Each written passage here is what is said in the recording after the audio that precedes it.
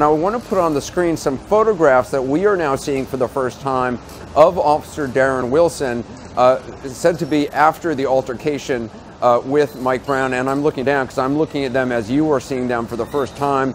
These photographs were part of the evidence that was presented to the grand jury. Darren Wilson had, according to the Ferguson police chief early on, said that he had been hit on the side of the face, that he had been taken to the hospital. It looks like these photos may have been taken at the hospital. Possibly they were taken at the police station. Clearly there had been some erroneous reports early on of serious damage to his eye or an eye socket. Some media outlets had reported that months ago, but it clearly looks like perhaps there's discoloration of the cheek there, perhaps some bruising of the cheek. And again, we want to find out more of the evidence of what Darren Wilson actually said happened to him in that police cruiser between him and Mike Brown.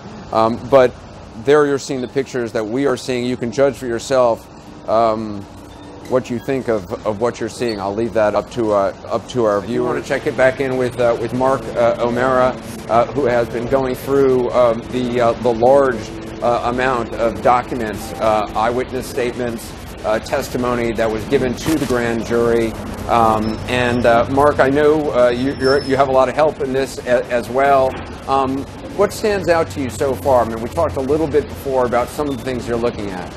Well, a couple of things. Lisa's going to talk to you in a moment about sort of the situation at the car and the altercation and how it sort of escalated and went that way. One thing that I was focusing on, particularly moving forward a little bit in time, was Wilson's testimony concerning when Mike Brown stopped and then came back or turned back towards Wilson. According to Wilson's testimony, and we're going to see if it's corroborated either by other witnesses or by the forensic evidence, that Mike Brown came back at him. He told him to stop. He didn't. He sort of came down in a barreling motion, fired a couple of shots. According to Wilson, which is not exactly accurate to what we heard on the audio tape, but according to Wilson, he had shot 3 separate bursts, telling Mike Brown to stop in between. In the last burst, his testimony was that Mike Brown was only about 8 to 10 feet away, and that's when he shot, so the top of his head, shot the last time, and Mike Brown fell down.